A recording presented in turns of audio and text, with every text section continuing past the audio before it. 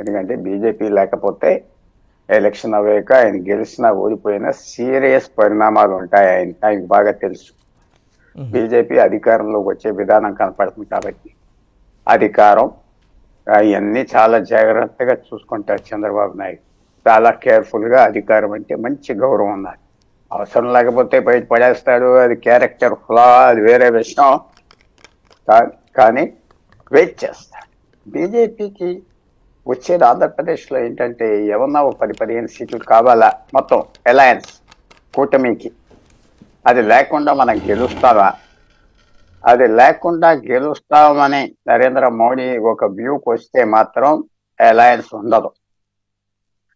కానీ బీజేపీలో ఉన్న నాయకులందరూ ప్రతి ఒక్కరు ఎవరికైతే సీట్లు కావాలో, ఎమ్మెల్యే సీట్లు, ఎంపీ సీట్లు, వాళ్ళు తిరిగి లాబీ చేసుకుని బాగా ఇంకా ఊపిరి పీల్చనివ్వకుండా సెంట్రల్ లీడర్షిప్ చేశారు.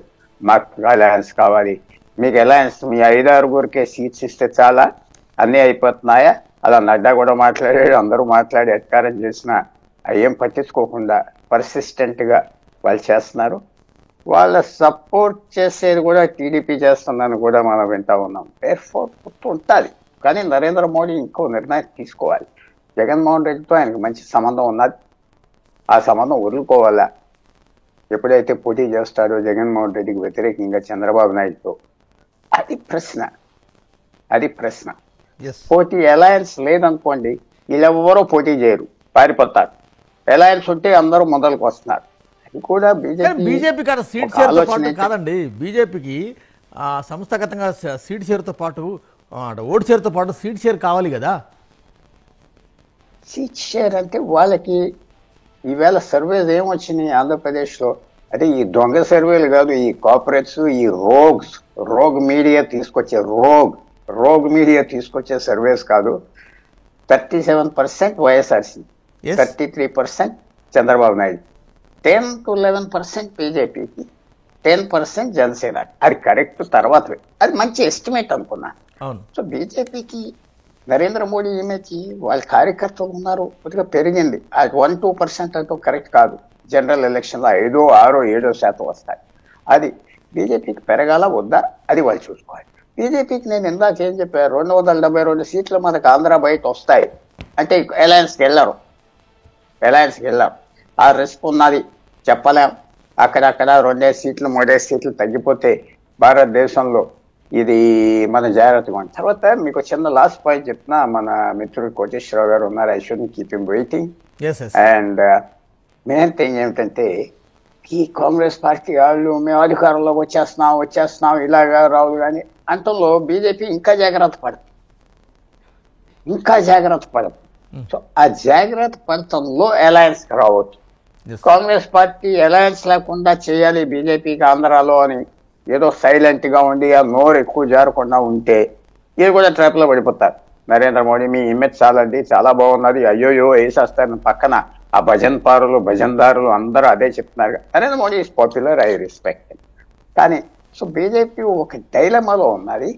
మీరు అడిగిన ప్రశ్నకి ఆఖరి నిమిషం వరకు నమస్కారం పెట్టి ఆగుతారు చంద్రబాబు నాయుడు గారు. ఎందుకంటే ఆ క్యాండిడేట్స్ లిస్ట్ లో కూడా ఆయన కావాల్సిన వాళ్ళే ఉన్నారు. ఇంకెవరికెవరు? తిరుపతి బై ఎలక్షన్ కి రిటైర్డ్ చీఫ్ సెక్రటరీ కర్ణాటక ఒక దళిత్ ఆఫీసర్ తీసుకొచ్చి నిలబెట్టారు. ఆమె ధైర్యంగా నిలబడి, వాడు లేదు, ఎవరు లేదు, తీశారు. అవసరానికి వాడుకుంటారు దళిత్స్ ని, ట్రైబల్స్ ని. అవసరం వచ్చినప్పుడు, అలయన్స్ వచ్చినప్పుడు వాళ్ళు ఎవరికి టికెట్లు ఎవరు? 5-6 ఎంపీలు బీజేపీకి వచ్చిన వాళ్ళు పై కులాల వాళ్ళు ఉంటారు, ఒక ట్రైబల్ ఉండడు. ఆ ట్రైబల్ కూడా అరకు సీటు కూడా ఆలోచించుకున్నాడు ఎవరికో. అది బీజేపీ అడగాలి, మాకు ట్రైబల్ సీట్ కావాలి, మాకు దళిత్ సీట్ కావాలి, మిగతా అది చేయట్లేదు. సో బీజేపీ ఆంధ్రప్రదేశ్లో ఏంటంటే ఒక ట్రాప్ లో ఉన్నది.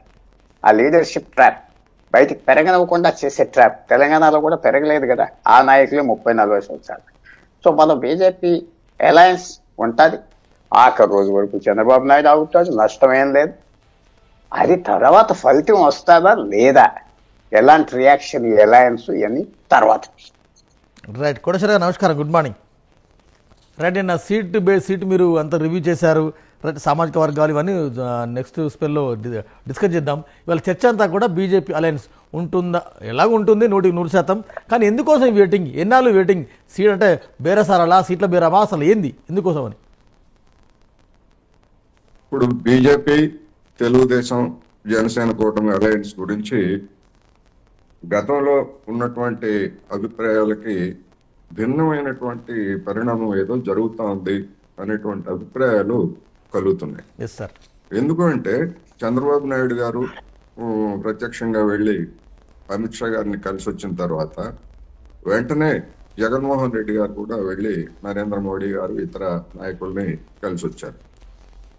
నిజానికి నిన్న వాళ్ళు మొదటి దఫా సీట్లను 24 సీట్లు జనసేనకి ఇస్తామని చెప్పారు. సరే 94ను ఒక 5 క్యాండిడేట్లు కూడా 99 క్యాండిడేట్లని ప్రకటించారు. అంటే ఆ క్యాండిడేట్ల ప్రకటన వరకు కూడా బీజేపీ వైపు నుంచి కానీ లేదా తెలుగుదేశం జనసేన కూటమి వైపు నుంచి ఏ విధమైనటువంటి కదలికలు లేవు అనేటువంటిది మనం ఇక్కడ గమనించాల్సినటువంటి అంశం. ఈ పరిణామం నిన్న జరిగిన తర్వాత కూడా గత రాత్రి జరిగినటువంటి ఒక టీవీ డిస్కషన్ లో బీజేపీకి చెందినటువంటి ఒక అధికార ప్రతినిధి, అతను మామూలుగా హార్డ్ కోర్ బీజేపీ ప్రతినిధి, అతను చెప్పిన దాన్ని బట్టి లేదా జరుగుతున్నటువంటి పరిణామాలను చూసినట్లయితే ఈ ఎన్నికల్లో బీజేపీ తటస్థంగా ఉండేటువంటి అవకాశం కనిపిస్తూ ఉంది. తటస్థం అంటే దాని అర్థం ఏంటంటే రేపు మన పుల్లారావు గారు చెప్పినట్లు కేంద్రంలో బీజేపీకి సీట్లు తగ్గుతాయి అనేటువంటి అంశం నరేంద్ర మోడీ గారు గ్రహించారనేటువంటిది ఒక స్పష్టం. ఎందుకంటే మనకు తెలుసు, తెలుగులో ఒక సామెత ఉంది, దేవుడు ప్రసాదం మన తినడు అనేటువంటిది, నైవేద్యం తినడు దేవుడు తినడు అనేటువంటి విషయం పూజారికి ఎంత స్పష్టంగా తెలుసో బీజేపీ బలహీనతల గురించి నరేంద్ర మోడీ గారికి అంత స్పష్టంగా తెలుసు అనేటువంటిది మనం అంగీకరించక తప్పదు. ఆ రీత్యా చూసుకున్నప్పుడు ఇక్కడ ఆంధ్రప్రదేశ్ ఎన్నికల్లో బీజేపీకి ఇస్తే మహాసీట్ ఇస్తే ఎన్ని సీట్లు ఇస్తారు? తెలుగుదేశం ఎన్ని సీట్లు వదులుకుంటుంది చూసాం. పవన్ కళ్యాణ్కే 3 లోక్సభ సీట్లు 24 అసెంబ్లీ సీట్లు అన్న తర్వాత అంతకు మించి బీజేపీకి సీట్లు ఇచ్చేటువంటి అవకాశం లేదు. అన్ని సీట్లు కూడా చంద్రబాబు నాయుడు గారు తెలుగుదేశం ఇస్తుందా అంటే నాకైతే అనుమానమే. అందువలన ఏ 1, 2 లేకపోతే ఒక 3 లోక్సభ సీట్లు ఇచ్చినా గానీ అసెంబ్లీ సీట్లు అన్ని ఇచ్చేటువంటి అవకాశం లేదు. అంటే అసెంబ్లీ సీట్లు తక్కువ ఇచ్చినా కూడా సార్, అసెంబ్లీ సీట్లు ఒక 4 తక్కువ ఇచ్చినా కూడా పార్లమెంట్ ఎక్కువ బార్గెనింగ్ చేస్తుంది బీజేపీ అని, 5 చేస్తుంది, 6 చేస్తుంది అని. అయితే ఇప్పుడు పార్లమెంటు 5, 6 చేసినా గానీ ఆ విధమైనటువంటి కనుక అదే ప్రాతిపదిక కనుక ఇచ్చేట్లయితే బీజేపీ బలహీనత ఏమిటో జనానికి అర్థమవుతుంది. ఆ 5 సీట్లు 6 సీట్లలో కూడా దానికి గెలుపు అవకాశాలు అనేటువంటివి 100% తగ్గిపోతాయి. అందువలన నా అభిప్రాయం ప్రకారం ఏంటంటే లేటెస్ట్ గా వాళ్ళ కదలికలను చూసిన తర్వాత బహుశా చంద్రబాబు నాయుడు గారికి లేదా జగన్మోహన్ రెడ్డి గారికి ఇద్దరికి బీజేపీ హామీ ఇచ్చింది, మేము అటు ఇటు ఎటువైపు మొత్తం మేమేదో పోటీ చేస్తాము, మాకు ఎన్ని సీట్లు వస్తాయి ఎన్ని ఓట్లు వస్తాయని దాంతో నిమిత్తం లేకుండా మేము పోటీ చేస్తాము, తర్వాత ఎవరు గెలిచినా మీరు మాకు మద్దతు ఇవ్వాలనేటువంటి ఒక కమిట్మెంట్ ఏమన్నా 2 పార్టీల నుంచి తీసుకున్నదా అనేటువంటి అనుమానాలకి తెరదీస్తాం.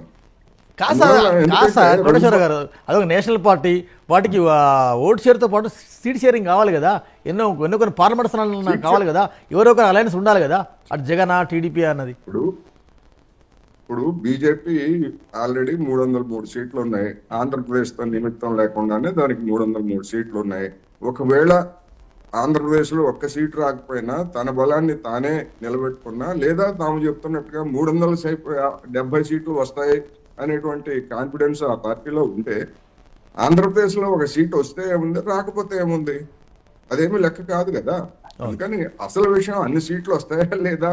అందుకనే 1 సీటు కోసమో 2 సీట్ల కోసమో తెలుగుదేశంతో బేరవాడి లేదా 5 సీట్ల కోసం బేరవాడి దానికి అంగీకరించేట్లయితే వచ్చేటువంటి లబ్ధి ఎక్కువ, లేకపోయేట్లయితే ఎవరు గెలిచినా ఎన్నికల తర్వాత తమ వైపు తిప్పుకుంటే లబ్ధి ఎక్కువ. ఎందుకంటే 25 సీట్లు ఉన్నాయి. 5 సీట్ల కోసం కక్కుర్తిపడితే ఒకవేళ ఎవరు ఏ పార్టీ ఎన్ని గెలిచినా కానీ, ఎందుకంటే ఇప్పటి వరకు జరుగుతున్నటువంటి పరిణామాలు, గత 5 సంవత్సరాల్లో జరిగినటువంటి పరిణామాలు చూస్తే అటు జనసేన సరే బీజేపీతో డైరెక్ట్ గా మేము పొత్తు అని చెప్పింది.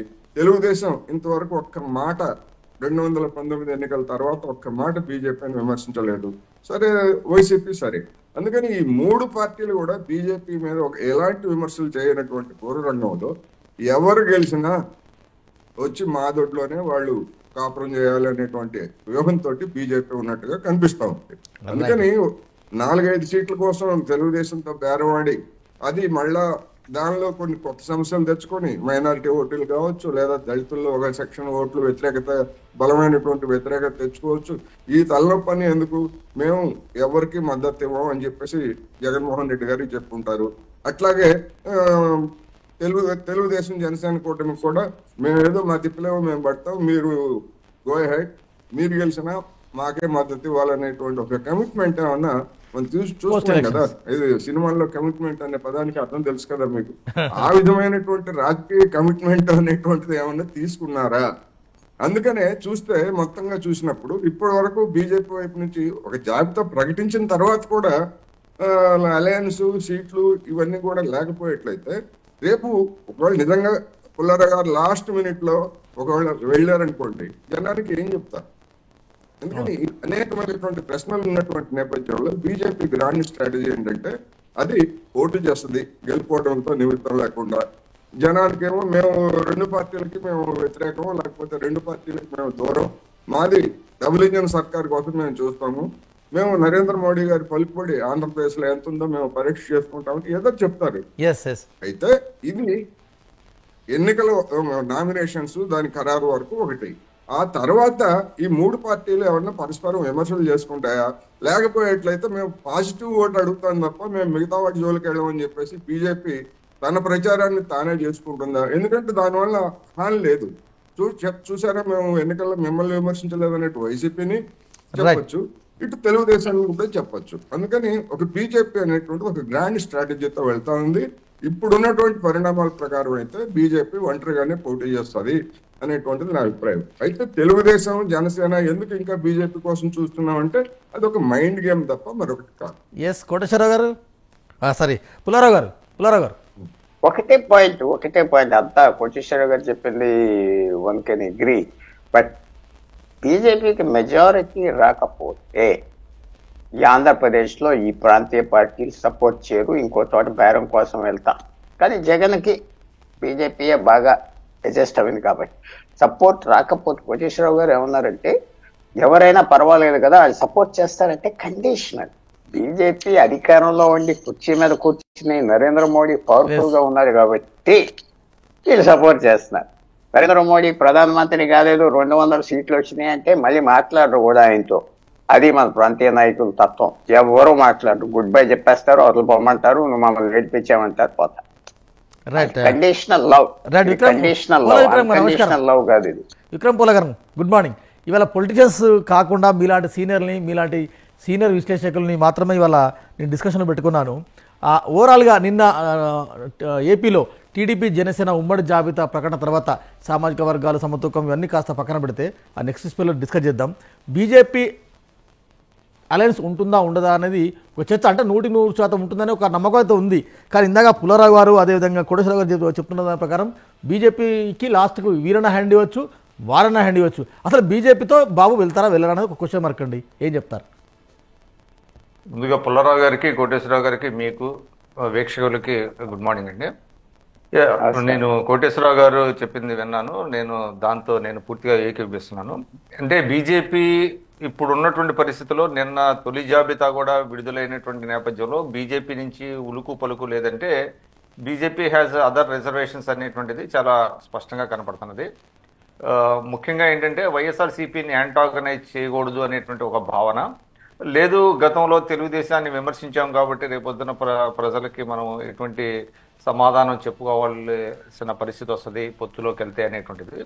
అయితే ఒక రకంగా చెప్పాలంటే బీజేపీ పొత్తులోకి రాకపోతే తెలుగుదేశానికి మేలు చేసినట్టు అవుద్దండి, తెలుగుదేశం నెత్తిన పాలు పోసినట్టు అవుద్ది. ఎందుకంటే తెలుగుదేశానికి సంప్రదాయంగా వస్తున్న కొంత మైనారిటీ ఓట్లు బీజేపీతో పొత్తులోకి వెళ్తే అవి పోతాయి. అంతేకాకుండా కొన్ని ఇందాక కోటేశ్వరరావు గారు చెప్పినట్టుగా కూడా బలం లేని చోట్ల కూడా వాళ్ళకి బార్గెనింగ్లో కొన్ని లోక్సభ స్థానాలు ఇవ్వాల్సి వస్తుంది.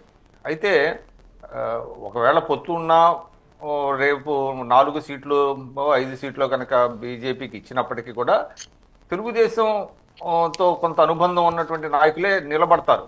బీజేపీ వాళ్ళు పూర్తిగా బీజేపీ జీవీఎల్ నరసింహారావు లాంటి వాళ్ళు ఒకళ్ళిద్దరు పోటీ చేయాలనుకుంటున్నారు. కానీ సుజనా చౌదరి గారు, పురంధరేశ్వరి గారు, వాళ్ళు సీఎం రమేష్ ఇటువంటి వాళ్ళైతే వాళ్ళు యాజ్ గుడ్ యాజ్ తెలుగుదేశం వాళ్ళు కాబట్టి వాళ్ళకేమో పెద్దగా వాళ్ళు బీజేపీ వాళ్ళకి పెద్దగా చూడరు. వాళ్ళు వచ్చేస్తారు కామనే కదా సార్, అక్కడ అవసరం కూడా వచ్చేస్తారు. బాగా ధైర్యంగా చెప్పారు విక్రమ్ గారు, ఐ కంగ్రాచులేట్ హిమ్. అదే అవును సార్. అంటే ప్రజలు పర్సెప్షన్ జనరల్ గా ఏంటంటే దే పర్సీవ్ అనమాట. వాళ్ళు బీజేపీ కింద వాళ్ళు కౌంట్ చేయరు కాబట్టి వాళ్ళకి ఇబ్బంది ఉండదు అక్కడ. కానీ ఇవాళ తెలుగుదేశం అంటే ఇది ఎవరికి ఇబ్బంది వస్తుందంటే బీజేపీ కనుక పొత్తులోకి వెళ్ళకపోతే పవన్ కళ్యాణ్ గారికి ఇబ్బంది తప్ప తెలుగుదేశానికి ఏం పెద్ద ఇబ్బంది లేదు. ఎందుకంటే మేము వెయిట్ చేస్తున్నామని కూడా ఆయన చెప్పాడు. వాళ్ళు రాకపోతే వాళ్ళు వదిలేస్తారు. అందువల్ల తెలుగుదేశానికి ఏమి పెద్ద నష్టం కాదు. ఒక రకంగా చెప్పాలంటే లాభం కింద, అంటే ఎలక్టోరల్ గా చెప్పాలంటే. తర్వాత తదనంతర పరిణామాలు ఏ విధంగా ఉంటాయనేది పక్కన పెడితే ఇప్పటికిప్పుడైతే తెలుగుదేశానికి ఒక రకంగా బీజేపీ రాకపోతేనే ప్రయోజనం ఉండేటువంటి అవకాశం ఉంది.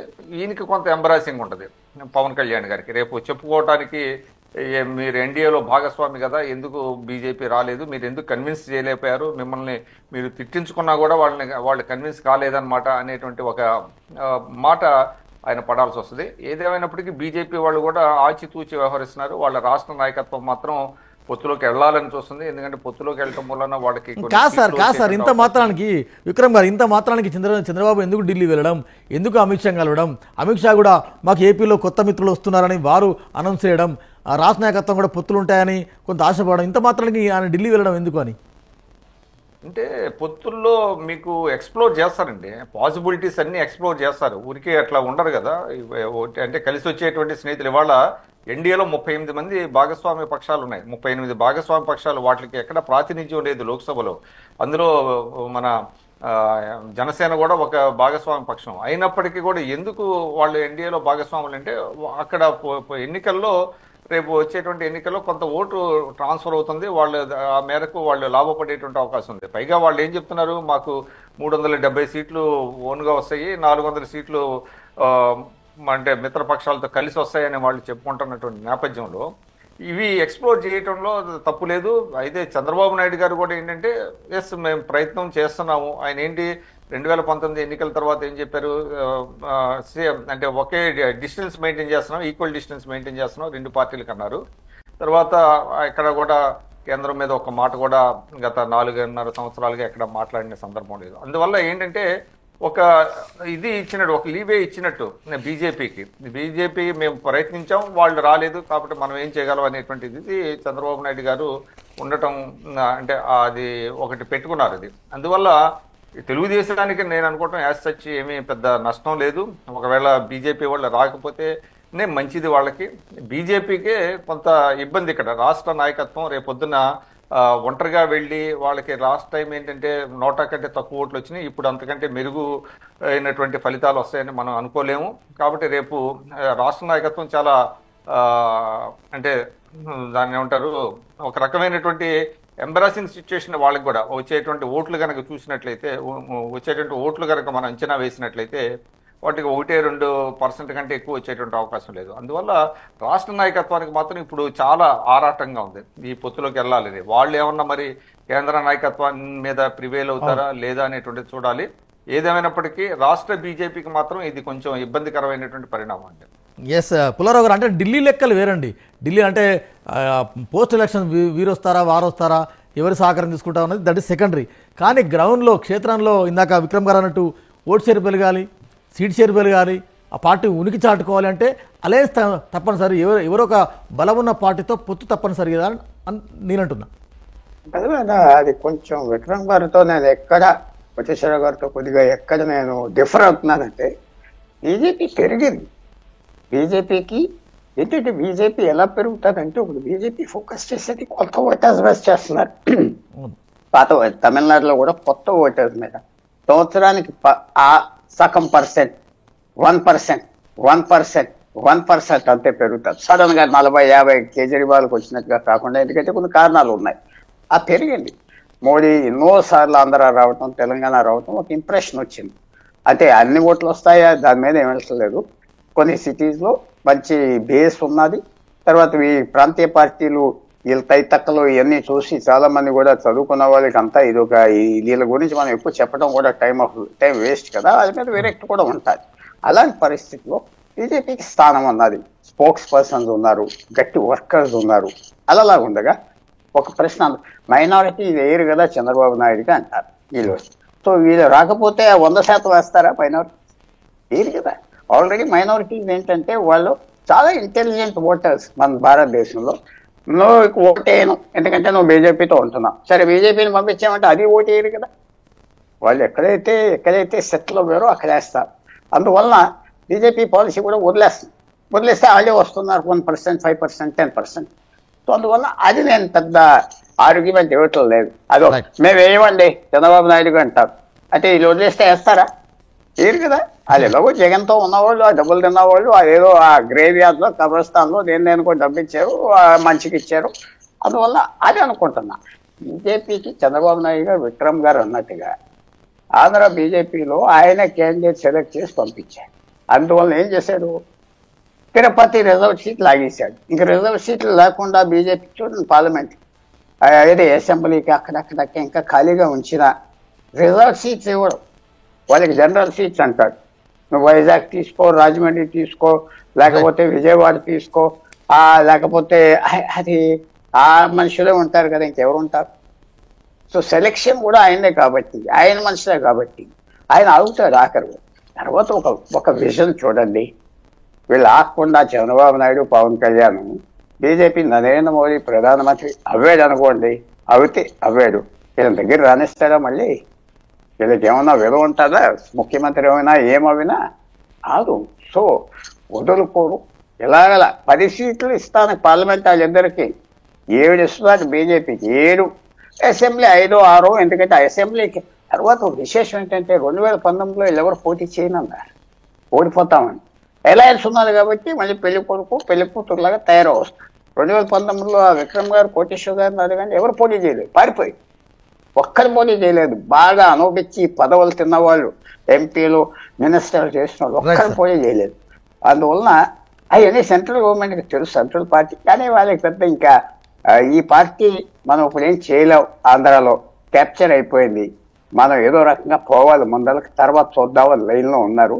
సో అందువల్ల అలయన్స్ కోసం ఆఖరి నిమిషం వరకు కూర్చుంటారు, నష్టమేం లేదు. అది రాకపోతే ఇప్పుడు క్యాండిడేట్స్ పెట్టుకుంటారు. సో అది మేము ఉన్నాం. ఆ టెంప్టేషన్, ఆ లాబింగ్ ఢిల్లీలో రోజు వెళ్ళి చెప్తా ఉంటారు. ఇది ఆ చెవుల్లో పడేటట్టుగా ఓ మంత్రంలాగా అలయన్స్ ఉండాలని అన్ని చోట్ల విసికిచ్చి బ్రెయిన్ వాష్ చేసి బీజేపీ హైకమాండ్ కూర్చున్నారు. సో ఆఖరి నిమిషం వరకు అలయన్స్ రాదనుకుంటాం. నేను సర్ప్రైజ్ అయిపోతాను, కోటేశ్వర గారు సర్ప్రైజ్, ఆయన కరెక్ట్ అవ్వచ్చు అలయన్స్ లేకపోతే బీజేపీతో. రైట్. కోటేశ్వర గారు, అంటే ఓవరాల్గా నిన్న మనం లిస్ట్ కనుక చూస్తే జనసేనకు సీట్లు ఇచ్చేందుకే కేవలం 24 సీట్లకే పరిమితం చేశారు. మాకు 70 సీట్లు కావాలని, 40 సీట్లు కావాలని గతంలో జోగ లేఖలు ఇవన్నీ మనం చూస్తున్నాం. ఈవెన్ వాళ్ళ జన సైనికులు కూడా డెఫినెట్గా 70 పోటీ చేయాలి, 50 పోటీ చేయాలని ఈ మేరకు ఒత్తిడి ఉంది.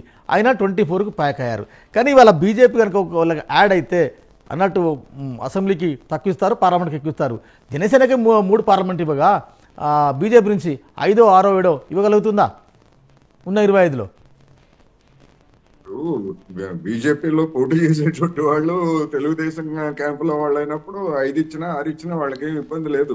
పాయింట్ ఏంటంటే అది బీజేపీ అనేటువంటిది ఈ విధమైనటువంటి అలయన్స్ కి నేను ముందే చెప్పినట్టుగా 5-6 సీట్లకి ఒకవేళ అంగీకరిస్తే మిగిలినటువంటి సీట్లలో రేపు ఏమిటి, ఇప్పుడు పుల్లారావు గారు చెప్పింది ఒకటి వాస్తవం. రేపు నరేంద్ర మోడీ గారికి అధికారం కనుక రాకపోయేట్లయితే ఈ ప్రాంతీయ పార్టీలు వీళ్ళ దారి వీళ్ళు చూసుకుంటే వ్యతిరేకంగా శిబిరంలో కూడా చేతులు కలుపుతాయి. ఆ అవకాశవాదం 100% అవకాశవాదంగా ఉండేటువంటి మాట వాస్తవం. తెలుగుదేశం కానివ్వండి లేదా వైసీపీ కానివ్వండి. ఎందుకంటే తెలుగుదేశం ట్రాక్ రికార్డ్ మనం చూసాం. బీజేపీతో ఇక ఎట్టి పరిస్థితుల్లోనూ పొత్తు లేదని చెప్పేసి వేర ప్రతిజ్ఞలు చేసినటువంటి వాళ్ళు తెలుగుదేశం వాళ్ళు. సరే, వైసీపీ అంటే కొత్త పార్టీ అనుకోండి, అది అటువంటి ప్రకటన చేయలేదు. అందువల్ల ఈ అవకాశవాదం ఉన్నమాట నిజం. నేనేమంటున్నానంటే ఒకవేళ నరేంద్ర మోడీ గారు గెలిచినా గానీ లేదా తెలుగుదేశం పార్టీ లేదా వైసీపీ ఎవరు అధికారంలోకి వచ్చినా గానీ రాష్ట్రానికి చేసేది ఏమీ లేదు. ఎందుకంటే మొదట 5 ఏళ్ళు నరేంద్ర మోడీ గారు రాష్ట్రానికి చేసిందేమీ లేదు, రెండో 5 ఏళ్ళు కూడా చేసిందేమీ లేదు. అందువల్ల ఇది ఒక పొలిటికల్ గేమ్. పుల్లారావు గారు చెప్పింది 100% వాస్తవం కాదు, ఒక పొలిటికల్ గేమ్. ఇంకొకటి మన విక్రమ్ గారు చెప్పినట్టుగా తెలుగుదేశం ఎత్తున పాలు పోసినట్టే బీజేపీ కనుక లేకపోయేట్లయితే. ఎందుకు అంటే 2 రీజన్స్. అనుమానాలతో ఉన్నటువంటి లేదా బీజేపీ పట్ల వ్యతిరేకత ఉన్నటువంటి మైనార్టీలు డెఫినెట్ గా కొంత వైసీపీకి ఉన్నమాట వాస్తవం. రెండోది, ఈ వీళ్ళకు ఉన్నటువంటి వాళ్ళు పోకుండా నిలబడతారు. ఎందుకంటే కర్ణాటక ఎన్నికల్లో చూసాం, మాకు ముస్లింలు ఓట్లు అక్కర్లేదని చెప్పేసి 75 ఏళ్ల ఉప ముఖ్యమంత్రిగా పనిచేసినటువంటి ఈశ్వరప్ప అనేటువంటి బీజేపీ పెద్ద మనిషి బహిరంగంగా చెప్పాడు, మాకు ముస్లింలు ఓట్లు అక్కర్లేదని. ఇవాళ అస్సాం ముఖ్యమంత్రిగా ఉన్నటువంటి హిమంత బిశ్వ శర్మ మాకు మియాల ఓట్లు అక్కర్లేదు అని చెప్పాడు. మియాల అంటే అస్సాంలో ముస్లిమ్స్.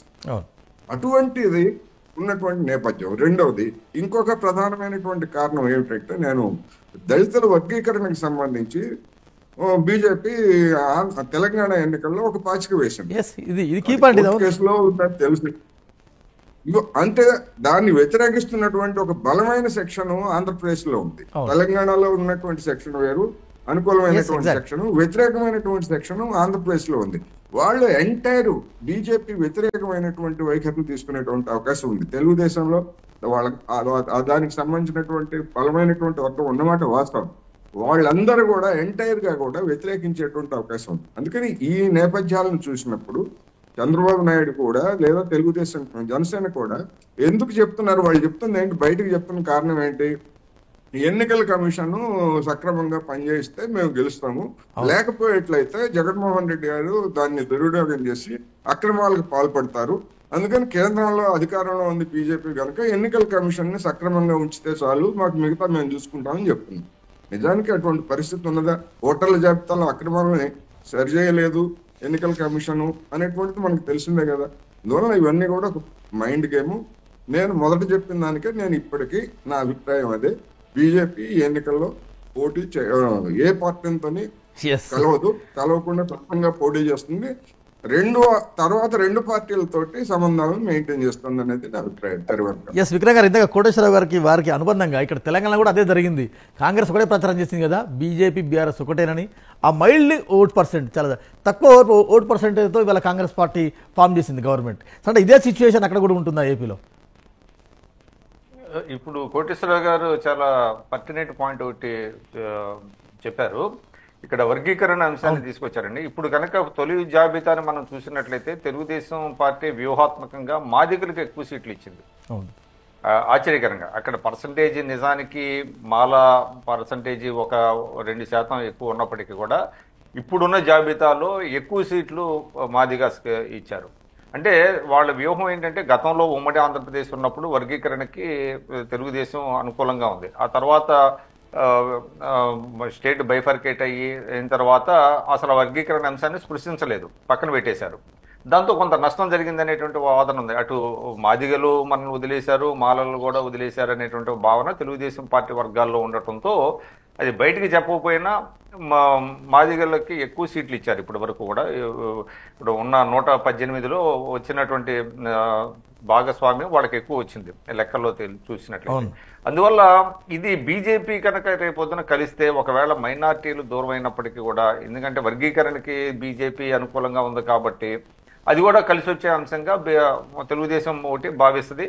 ఈ అంశాన్ని కొంచెం బలంగా తీసుకెళ్లేటువంటి అవకాశం ఉంది. అయితే మనం ఇక్కడ ఇంకొక అంశాన్ని కూడా మనం ఈ చర్చలో అసలు కాంగ్రెస్ వామపక్షాల కూటమిని పూర్తిగా వదిలేయటం అనేటువంటిది కరెక్ట్ కాదు. ఎందుకంటే ఇవాళ పుల్లారావు గారు చెప్పినట్టు బీజేపీ కంటే కూడా ఇవాళ ఆంధ్రప్రదేశ్ లో కాంగ్రెస్ పార్టీకి కొంత మెరుగైనటువంటి పరిస్థితి కనపడింది. అది కారణాలు ఏమైనప్పటికీ షర్మిల గారు రావటం, పగ్గాలు చేపట్టడం, అదేవిధంగా రాష్ట్రానికి స్పెషల్ స్టేటస్ ఇవ్వటం అనేటువంటిది కాంగ్రెస్ పార్టీతోనే ఉంటుంది అనేటువంటిది ఒకటి వస్తుంది. అదేవిధంగా వైఎస్ఆర్సీపీలో ఎవరైతే కొంత అసమ్మతి లేదనంటే అక్కడ ఇమ్మడలేకపోతున్నారో వాళ్ళందరూ కూడా కాంగ్రెస్ పార్టీలోకి వెళ్ళేటువంటి అవకాశం ఉంది. అందువల్ల ఏ రకంగా చూసినా కూడా బీజేపీ కంటే ఇవాళ కాంగ్రెస్ పార్టీకి పట్ల కొన్ని వర్గాలు మొగ్గు చూపేటువంటి అవకాశం ఉంది. అందువల్ల మైనార్టీలు కూడా ఇవాళ కాంగ్రెస్కి, అదేవిధంగా దళిత క్రిస్టియన్స్, అదేవిధంగా రెడ్డి సామాజిక వర్గం కూడా కొంత కాంగ్రెస్ పార్టీ కూటమికి వెళ్ళేటువంటి అవకాశం ఉందండి. అందువల్ల ఏ రకంగా చూసినా బీజేపీ కంటే కూడా కాంగ్రెస్ కూటమికి, అంటే కాంగ్రెస్కి, అదేవిధంగా వామపక్షాలకు కూడా గణనీయమైనటువంటి సంఖ్యలో ఓట్లు వచ్చేటువంటి పరిస్థితి వచ్చిందండి. అందువల్ల మనం ఆ కూటమిని కూడా మనం రెకన్లోకి తీసుకోవాలి, అకౌంట్లోకి తీసుకోవాల్సినటువంటి అవకాశం అయితే ఉంది. అది రైట్. పుల్లారావు గారు, ఒక్కసారి నేను లిస్ట్ ఒక్కసారి వెళ్ళండి. ఎందుకు జనసేన 24కే పరిమితమైంది? 3 పాయింట్ వెంకట్ గారు, ఇది ఒక్కటే చెప్తున్నాను, సారీ.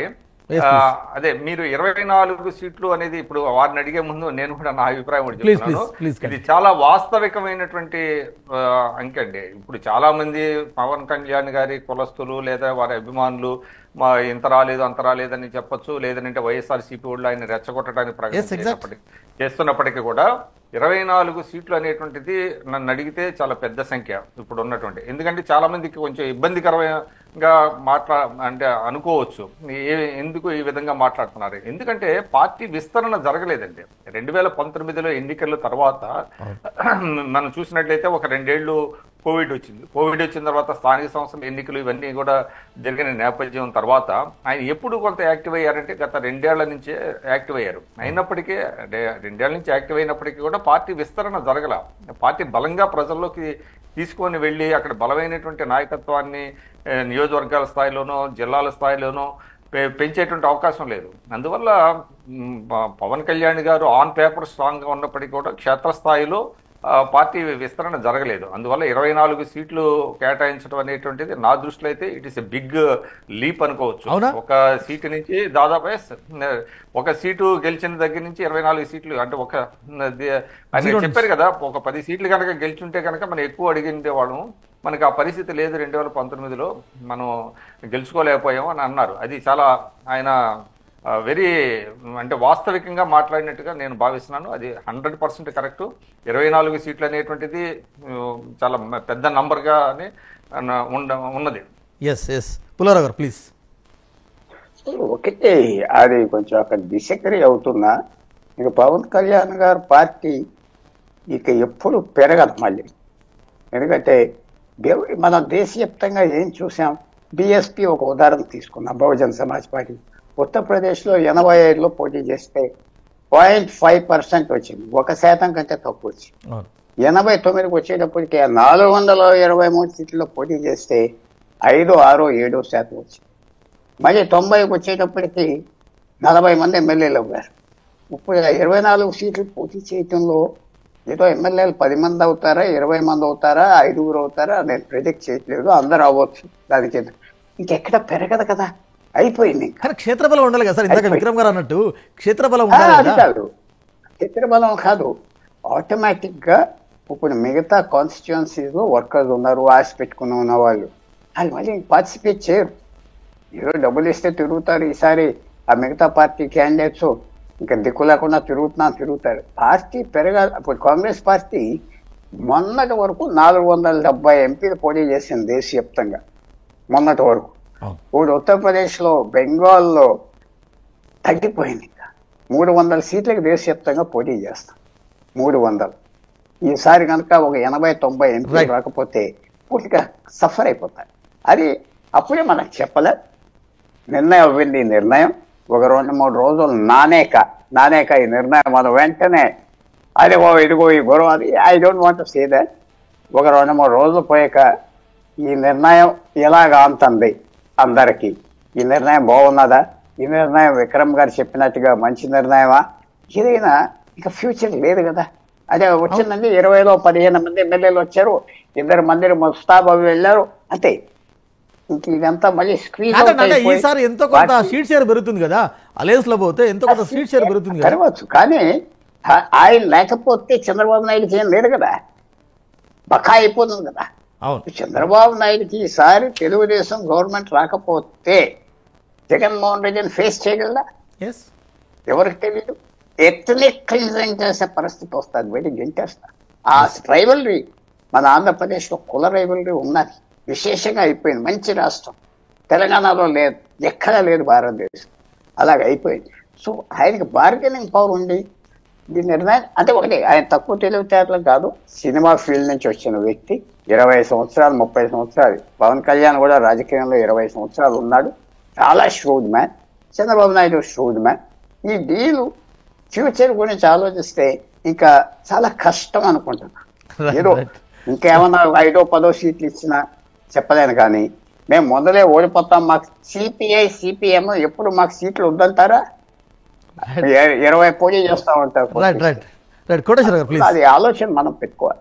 అంటే బార్గెన్ పవర్ తగ్గించుకున్నారు పవన్ కళ్యాణ్ అని పూర్తిగా తగ్గించుకున్నారు. నాకు అక్కర్లేదు ఒక్క నిమిషం. నాకు కూటంలో అది కోటేశ్వర గారు ప్లీజ్. పవన్ కళ్యాణ్ గారు బార్గెన్ పవర్ తగ్గించుకున్నారా లేకపోతే ఇంకోటి అనేటువంటి పక్కన పెట్టేట్లయితే, దానికి సంస్థాగత పరమైనటువంటి నిర్మాణం అనేటువంటిది ఇప్పటికీ లేదు అనేటువంటిది నా నిశ్చితమైనటువంటి అభిప్రాయం. నామకే వస్తే కమిటీలు ఉండొచ్చు, లేదా కొంతమంది నాయకులు టీవీల్లో మాట్లాడటం, లేకపోతే ప్రకటనలు చేయటం, ఇటువంటివన్నీ కూడా చేయొచ్చు. కానీ సంస్థాగత నిర్మాణం అనేటువంటిది ఎన్నికల్లో పోటీ చేసేటువంటి వాళ్ళకి ఒక ముఖ్యమైనటువంటి అంశం. ఆ రీత్యా చూసుకున్నప్పుడు పవన్ కళ్యాణ్ గారు సభ ఎస్ రైట్. కోటేశ్వర కట్ట మళ్ళీ వస్తారు. విక్రమ్ గారు, నిజంగా కూడా అంటే పవన్ కళ్యాణ్ ఎందుకు లూజ్ ఫోరంగా ఉన్నారు, ఎందుకు స్ట్రెంథన్ చేసుకోలేకపోయారు పార్టీని? అంటే అది ఆ ఫైర్ ఉండాలండి. ఇప్పుడు పార్టీని నడపాలంటే సామాన్యమైనటువంటి విషయం కాదు అది. అక్కడ చాలా ఫైర్ ఉండాలి, పార్టీని విస్తరించాలనేటువంటి ఒక కాంక్ష, అదేవిధంగా నాయకులతో రెగ్యులర్గా ఇంటరాక్ట్ అవటం, కార్యక్రమాలు ఇవ్వటం, ఇవన్నీ జరగాలి. మరి ఆయన ఒకవైపు సినిమాలు చేసుకుంటా ఇంకోవైపు పార్టీ పెట్టినప్పుడు మీకు రాజకీయాల్లో ఏమవుతుందంటే డే టు డే అనేకమైనటువంటి అంశాలు గతంలో లాగా లేదు. ఎప్పటికప్పుడు మీకు చాలా మారిపోతున్నటువంటి పరిస్థితి. దానికి అనుగుణంగా అడుగులు ఉండాలి తప్ప పార్ట్ టైం పొలిటీషియన్ గా ఉంటే దానివల్ల ఉపయోగం లేదు. మరి ఆయన ఎందువల్ల సినిమా ఫీల్డ్ని వదలకుండా మరి ఉన్నారు మనకు తెలియదు. ఏదో పార్టీని రన్ చేయడానికి డబ్బులు కావాలి కాబట్టి నేను సినిమాలో ఉంటానన్నారు. అది ఆయన వ్యక్తిగతం. అయినప్పటికీ కూడా ఆయన అంటే కాన్సన్ట్రేట్ చేయాల్సినంతగా దాన్ని కాన్సన్ట్రేట్ చేయలేదు, దాన్ని విస్తరించలేదు. ఎందుకంటే లీడర్షిప్ని ఐడెంటిఫై చేయాలి, లీడర్షిప్ని పెంచాలి, ప్రజల సమస్యల పట్ల పోరాటాలు చేయాలి. దానివల్లనే పార్టీ స్ట్రెంథన్ అవుతుంది. కానీ దురదృష్టవశాత్తు మనం చూసినట్లయితే మనం ఆయన మాటలకి ఆయన చేసినటువంటి కార్యక్రమాలకి చాలా డిఫరెన్స్ ఉంది. ఇప్పుడు ఇందాక పుల్లారావు గారు ఒక మాట చెప్పారు. సరే, ఆయన ఎక్కువ స్థానాలు కనుక పోటీ చేస్తే దాన్ని కొంచెం ఉండేటువంటి ఇది ఎక్కువ ఉంటుంది, దాని యొక్క ఫోకస్ కానీ ఇదంతా. కానీ కాంగ్రెస్ పార్టీని ఆయన ఒక ఉదాహరణగా చెప్పారు. కాంగ్రెస్ పార్టీ 400 సీట్లకు పైగా పోటీ చేసి సాధించిందే ఉంది. ఇప్పుడు 2019లో ఎన్ని సీట్లు సాధించింది? 2014 కంటే ఎంత పెంచుకోగలిగింది? అందువల్ల వాస్తవికంగా ఎక్కడ బలం ఉందో అక్కడ పోటీ చేయటమే మంచిది. అంతే, లేకపోతే ఏమవుతుందంటే ఓటు ట్రాన్స్ఫర్ కాదు అది. అందువల్ల ఇక్కడ ఏంటంటే 24 సీట్లు అనేటువంటిది ఇవాళ చూడండి, నిన్న కేవలం 5 సీట్లు మాత్రమే ప్రకటించారు. అంటే ఏంటి, ఇంకా సందిగ్ధత ఉంది. ఎవరు బలమైనటువంటి నాయకులు అనేది ఇంకా ఐడెంటిఫై చేసుకోలేనటువంటి పరిస్థితి ఆ పార్టీలో ఉన్నట్టుగా కనపడుతుంది. కాబట్టి 24 అనేది చాలా బిగ్ నంబర్ నా దృష్టిలో. ఆయన పార్టీ శ్రేణులు ఏదన్నా మాట్లాడొచ్చు, ఎక్కడెక్కడో జెండాలు కట్టుకొని చాలా మంది చెప్తున్నా సార్. అంటే నేను ఈసారి నేల విడిచి సాము చేయదలుచుకోలేదు, ఏ చిన్న తప్పుకునే అవకాశం ఇవ్వాలని మొదటి నుంచి పవన్ చెప్తున్నారు. రైట్, కోటేశ్వర గారు ప్లీజ్ రీజన్ అయ్యారు. ఇప్పుడు జనసేనకు సంబంధించినటువంటి ఒక బలహీనత ఏమిటంటే, ఆ పోటీ చేసేటువంటి 24 సీట్లలో కూడా అత్యంత బలమైనటువంటి వైసీపీని ఫేస్ చేయాలి. ఎందుకు అంటే వైసీపీ దగ్గర ఉన్నటువంటి డబ్బు బలం కానీ, లేదా దానికి ఉన్నటువంటి అధికారం, ఇతర అనేకమైనటువంటి అంశాలు వాటితో పోల్చుకున్నప్పుడు జనసేనకు ఆ విధమైనటువంటి యంత్రాంగం కానీ లేదు.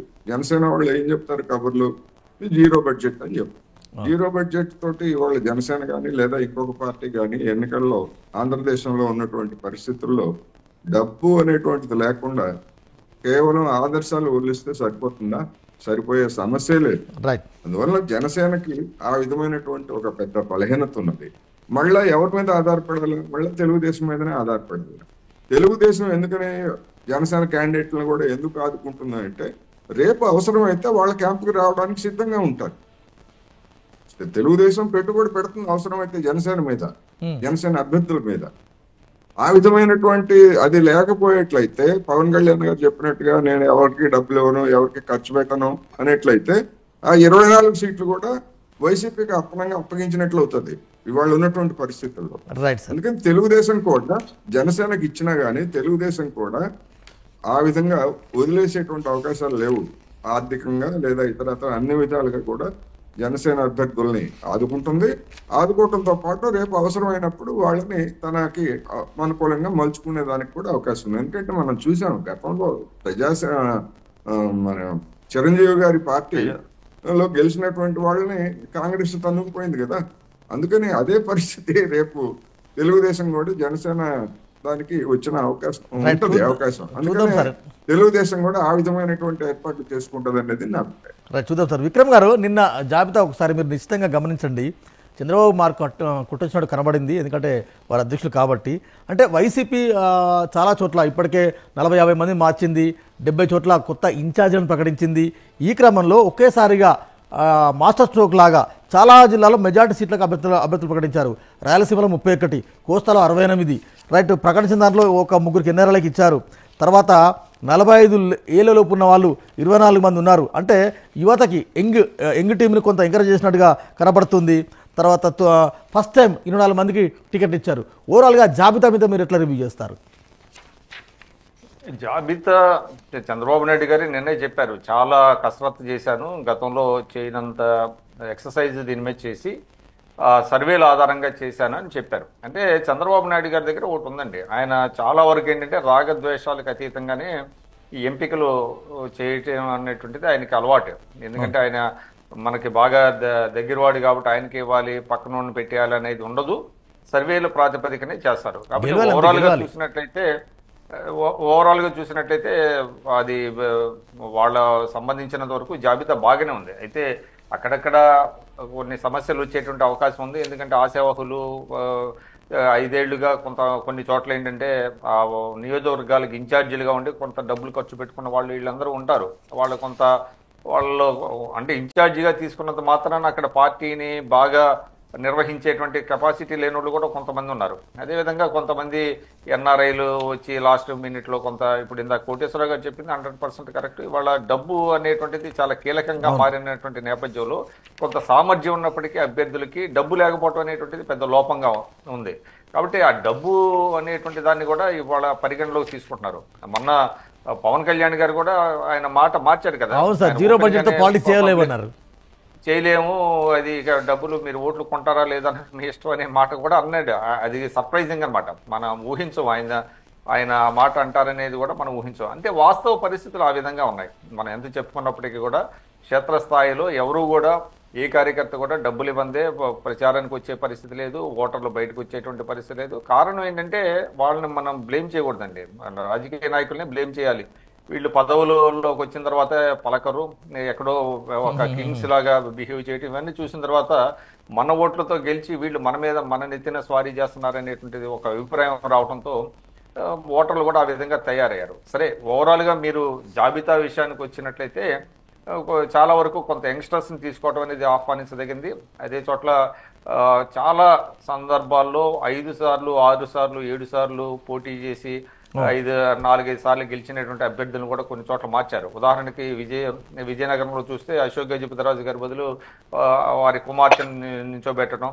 అదేవిధంగా ఇప్పుడు కొన్ని పెట్టారు, బుచ్చ చౌదరి గారు, యనమల రామకృష్ణ గారు అయితే ఆయనే ప్రత్యక్ష రాజకీయాల్లో నేను పాల్గొన్నాను ఎప్పుడో, ఆయన గత 2 ఎలక్షన్స్ నుంచి ఆయన పోటీ చేయటం లేదనుకోండి. అట్లాంటి మార్పులు తీసుకొచ్చారు. అట్లాగా కొంత యూత్ని డ్రాఫ్ట్ చేయాల్సినటువంటి పరిస్థితి పార్టీలో ఉన్నది. ముఖ్యంగా లోకేష్ ముద్ర కనపడుతుంది అనేటువంటిది కూడా ఇక్కడ వినపడుతుంది. అది కూడా మనం అట్లా మాట్లాడుకోవాలి. అంటే చంద్రబాబు నాయుడు గారి ముద్రతో పాటు లోకేష్ ముద్ర కూడా కనపడుతుంది అనేటువంటిది ఆ పార్టీ వర్గాల నుంచి వినపడుతుంది.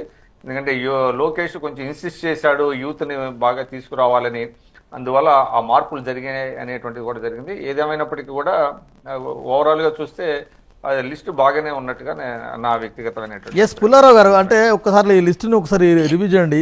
13 మంది మహిళలకు ఇచ్చారు, తర్వాత ఎస్సీలకు 18 మందికి ఫస్ట్ లిస్టులోనే ఇచ్చారు, 3 ఎస్టీలకు ఇచ్చారు.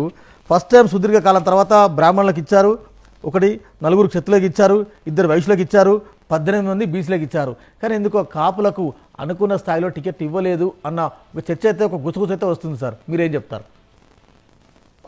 ఫస్ట్ ఆఫ్ ఆల్ విక్రమ్ గారు, అసలు 24 సీట్లు తీసుకోకుండా పవన్ కళ్యాణ్ లేకుండా ఉంటే బెటర్ ఏమో. ఎందుకు 24 కూడా అది పూర్తిగా ఆయన సాధువులాగా సపోర్ట్ చేస్తే బెటర్ కదా.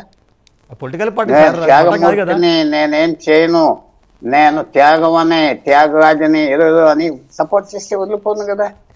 అది కూడా ఆప్షనే కదా, అది చేయవలసింది. అది చేస్తే చాలా ఆ నాదెండ్ల మనోహర్ ఒక్కడినే నిలబడమని చెప్పో, లేకపోతే మీరు నేను ఎవరో ఒకళ్ళిద్దరో పెట్టి మా పార్టీకి ఒకడు ఉంటాడు అసెంబ్లీలో అన్ని ఇంకా బాగా అప్రిషియేట్ చేయరు కదా. ఇంకా అది ఆలోచిస్తా, అది ఆప్షన్ కూడా కదా. అది చేస్తే ఇంకా బాగుంది. ఇంకా అసలు గొడవ లేదు, మేమే మా బలంతోనే గెలిచాడు, అది అసలు ఒకటి. 2, చంద్రబాబు నాయుడు చాలా షూడ్ మ్యాన్. ఆయన 74 ఏళ్ళు 75 ఏళ్ళు ఎన్నో పాలిటిక్స్ చూశాడు, కింద నుంచి వచ్చాడు, ముఖ్యమంత్రిగా పుట్టలేదు కదా, ఒక ఎకరం రైతు నుంచి వచ్చాడు. అన్ని షూడ్ మ్యాన్. ఏ కమ్యూనిటీని ఎలా తగ్గించాలో తగ్గిస్తాడు. ఆ కాపుల్లో కూడా సీట్లు ఇచ్చిన వాళ్ళు ఎవరో బిజినెస్ కాలేజీలు అలాంటి వాళ్ళు నోరు మూసుకొని తీసుకునే వాళ్ళకి ఇస్తాడు. అతన్ని తప్పు చేయలేరు. అతను తప్పు చేయకుండా ఆయనకి కావాల్సింది చేసుకోవటానికి అవకాశం పవన్ కళ్యాణ్ ద్వారా వచ్చింది. పవన్ కళ్యాణ్ ఫీల్డ్లో లేకపోతే పరిస్థితి ఎలా ఉండను, జగన్మోహన్ రెడ్డి ఎలా ఉండను, అవన్నీ వేరే విషయాలు. సో తప్పకుండా ఒక ఆప్షన్ ఏంటంటే ఆయన పోటీ చేయకుండా ఉంటే బాగుండదు కదా. 24 పోటీ చేస్తే ఉపయోగం లేనప్పుడు అది కూడా ఒక ఆప్షన్. అది చేస్తే ఇంకా బాగా ఉండదు. నాకేం పార్టీ అధ్యక్షుడు కదండి, కాదండి ఒక పార్టీ అధ్యక్షుడు కదా, వారిది మఠం కాదు కదా, పొలిటికల్ పార్టీ కదా, పోటీ చేయకుండా ఎట్లా ఉంటారు? సరే అన్నట్టు మరి నిన్న వారి పేరు కూడా అనౌన్స్ కాలేదు, మరి మీరు ఏం ఎలా చెప్తున్నారో ఏమో కానీ. 24 ఎందుకు అంటున్నాను, 24 ఒక మంచి సంఖ్య.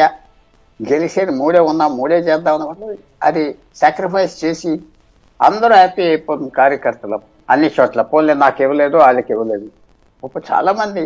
అది కూడా ఆప్షన్ అంటున్నాను. అది చెయ్యాలి అని చేస్తానని కాదు. చంద్రబాబు నాయుడు కాపులకు ఎందుకు ఇస్తాడు?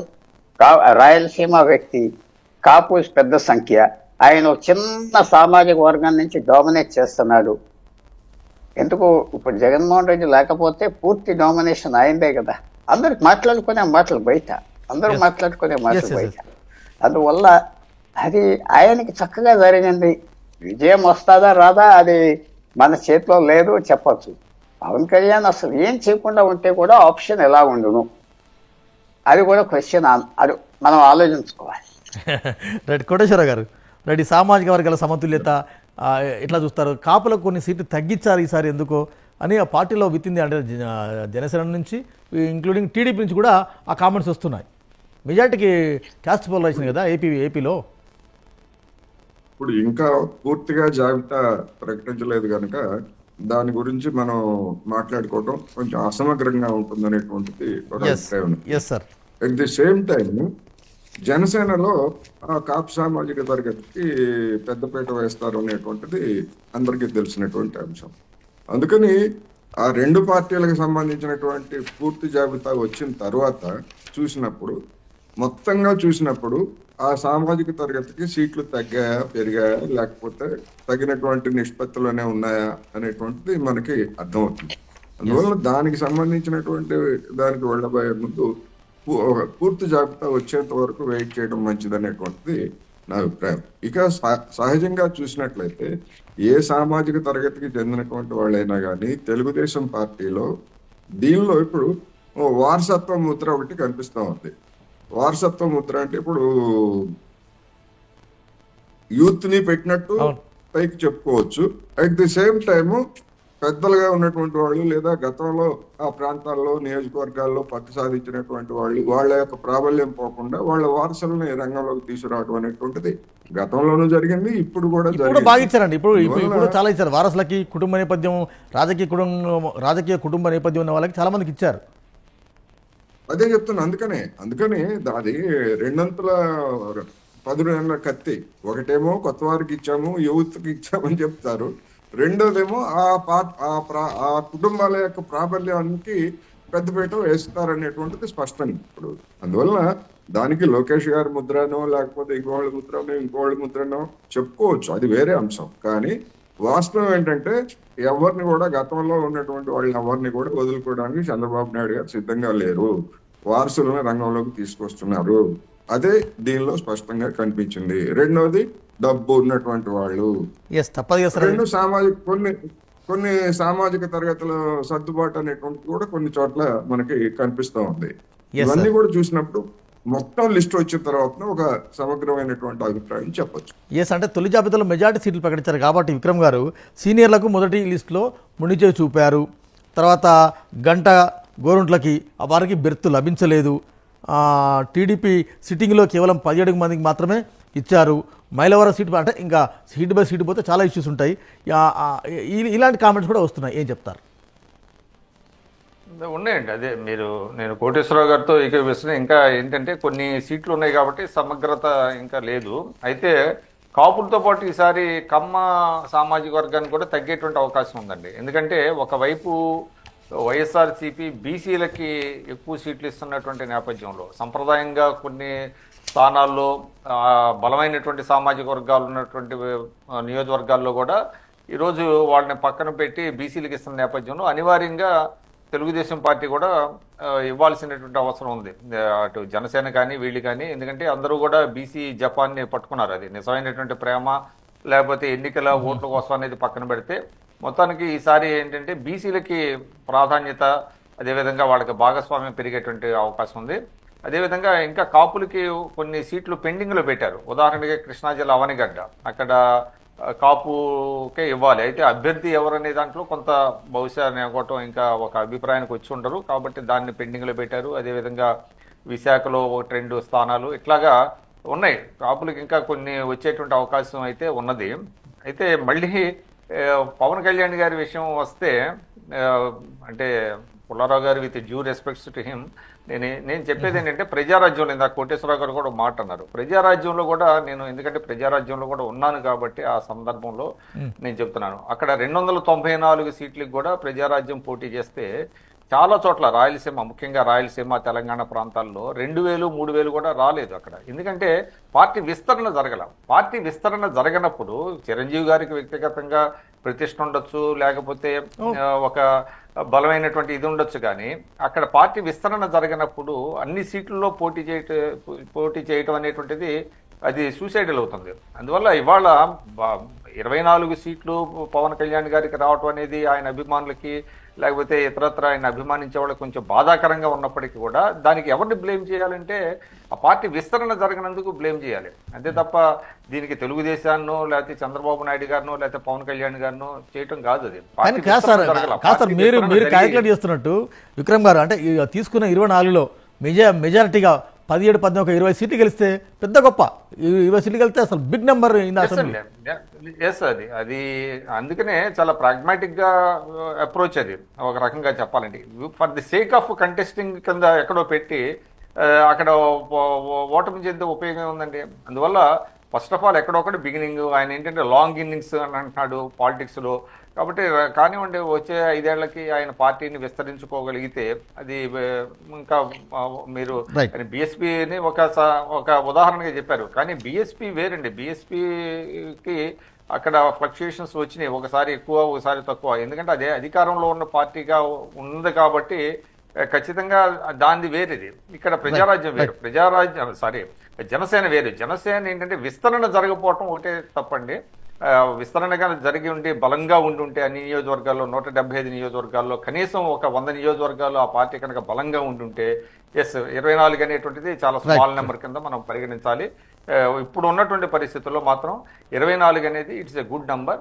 దానికి ఎక్కడ కూడా ఎవరు కూడా అసంతృప్తి వ్యక్తం చేయాల్సినటువంటి అవసరం అయితే లేదు. పుల్లారావు గారు, ఎట్ లాస్ట్ వైసీపీ స్ట్రాటజీ ఏ విధంగా ఉండబోతుంది? ఎందుకంటే ఆచి తూచి చంద్రబాబు జనసేన ఇంత టికెట్లు మెజార్టీగా అనౌన్స్ చేసిన తర్వాత అన్ని సామాజిక వర్గాలు అన్ని కాలిక్యులేషన్ పడబోసిన తర్వాత ఆ పార్టీకి ఒక స్ట్రాటజీ ఉంటుందిగా. నిన్న మొన్నటి వరకు కొత్త వారికి ఇవ్వాలి, సీట్ చేంజు, ఇందరిని మార్చాలి, అందరిని మార్చాలి, ప్రతిదీ అంటే మినిట్ టు మినిట్ వారి సర్వేల ఆధారంగానే జగన్ ఒక కాలిక్యులేషన్తో ఉన్నారు. కానీ దానికి విరుగుడు అంటే దానికి పై ఎత్తుగా చంద్రబాబు నిన్న జాబితా ప్రకటన తర్వాత వైసీపీ స్ట్రాటజీ ఏ విధంగా ఉండబోతుందని మీరు ఎక్స్పెక్ట్ చేస్తున్నారు? నేను మంచి ఆపర్చునిటీ ఉన్నది వైసీపీకి. కొంచెం ఫ్లెక్సిబుల్ స్ట్రాటజీ చేస్తే వాళ్ళు ఈ స్ట్రాటజీ అన్ని అప్సెట్ చేయడానికి ఒక అవకాశం ఉన్నారు. అది చేస్తారా చేయరా అది మనకు తెలియదు, వాళ్ళ ఆలోచనలు ఏంటి. వాళ్ళు కొంతమంది ఇది నేను ఎప్పుడు నా థియరీ ఏమిటంటే ఇంత ఎస్టాబ్లిష్డ్ అయిపోయిన పార్టీలు టీడీపీ, వైఎస్ఆర్సీపీ, టీఆర్ఎస్, ప్రాంతీయ పార్టీలు ఆఖరి నిమిషం వరకు డిక్లేర్ చేయకుండా అదర్ సైడ్ ఏం చేస్తున్నారో కూడా చూడాలి, అప్సెట్ చేయాలి. అది కాంగ్రెస్ పార్టీ తెలంగాణలో చేసింది. ఆఖరి నిమిషం వరకు అలాగ పెట్టి అక్కడి నుంచి వచ్చిన చేసి చాలా విశేషంగా లాస్ట్ డే కూడా రేవంత్ రెడ్డి యాక్ట్ చేశాడు. అందువల్ల నేను చాలా వరకు రేవంత్ రెడ్డి సక్సెస్ ఏంటంటే ఆయన చెక్మేట్ చేస్తా వచ్చేవాడు.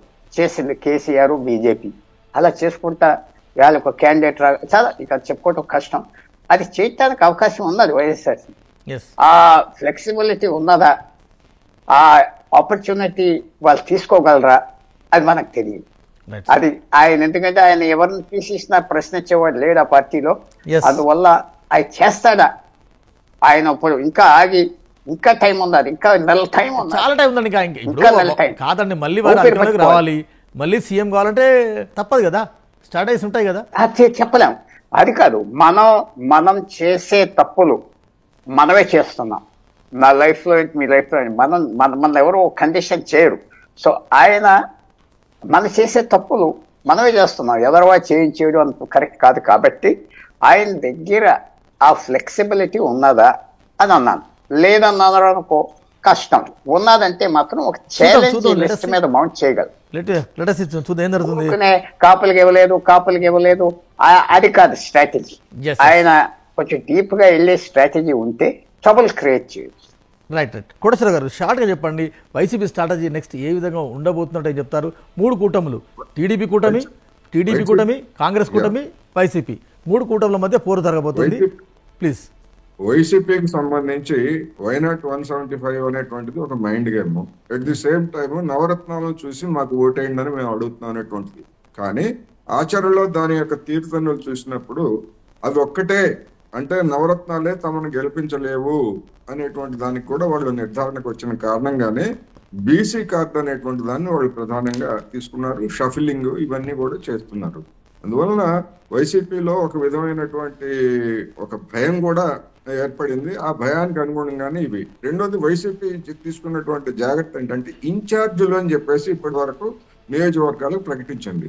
అందువల్ల తెలుగుదేశం, జనసేన కూటమి అభ్యర్థులను చూసిన తర్వాత ఆ ఇన్ఛార్జీలను కొంతమందిని మార్చినా కూడా ఆశ్చర్యం లేదు. అక్కడ ఉన్నటువంటి స్థానిక పరిస్థితులు, బలమైనటువంటి క్యాండిడేట్లు ఇవన్నీ. అందువలన ఈ జాబితా పూర్తిగా అయిన తర్వాత వైసీపీలో వచ్చేటువంటి మార్పులు చేర్పులు అనేటువంటివి కూడా చూసిన తర్వాత మాత్రమే ఒక స్పష్టత వస్తుంది అనేటువంటిది నా అభిప్రాయం. ఎస్ విక్రమ్ గారు, లాస్ట్గా ఎలా కంక్లూడ్ చేస్తారు? అంటే వైసీపీ స్ట్రాటజీ ఏ విధంగా ఉండబోతుంది? వైసీపీ ఒకటేనండి. వైసీపీకి స్ట్రాటజీ ఏంటంటే మేము సింగిల్గా వెళ్తున్నాము, మేము దాదాపు 50% పైగా సంక్షేమం అందిస్తున్నాము ప్రజలకి, అదేవిధంగా బీసీలకి పెద్దపీట వేసాము, సామాజిక న్యాయం మాతోనే సాధ్యం, ఇవన్నీ కూడా ఒక ప్రచారమైన అంశాలుగా వాళ్ళు తీసుకొని వెళ్తున్నారు. బట్ వాడి క్షేత్రస్థాయిలో పరిస్థితులు భిన్నంగా ఉన్నాయి. చాలా వర్గాలు 2019లో ఆయనకి సపోర్ట్ చేసినటువంటి వర్గాలు బయటకు వచ్చినటువంటి పరిస్థితి. అదేవిధంగా ముఖ్యంగా ఆయనకి ఇంటి పోరు చాలా ఎక్కువగా ఉంది. షర్మిల గారు బాగా కొన్ని అంశాలను బాగా ప్రజల్లోకి తీసుకెళ్తున్నారు. దాన్ని సరైనటువంటి కౌంటర్ కూడా ఎవరు ఇవ్వలేకపోతున్నారు. ఆ కౌంటర్ ఇచ్చినప్పటికీ కూడా వాళ్ళకి అది బూమరాంగ్ అవుతున్నది. అంటే సొంత చెల్లెల్ని టార్గెట్ చేస్తున్నారు అనేటువంటిది. ముఖ్యంగా వైఎస్ వివేకానంద రెడ్డి గారి హత్య కావచ్చు, ఇట్లాంటి కొన్ని అంశాలు వాళ్ళకి కొంచెం ఇబ్బందికరమైనటువంటి పరిస్థితి వచ్చింది. ఏదేమైనప్పటికీ రేపు 175 నియోజకవర్గాల్లో ఒకే ఒక్కడు ఆయన మొత్తం ప్రచారం చేయాలి. బట్ వేరేజ్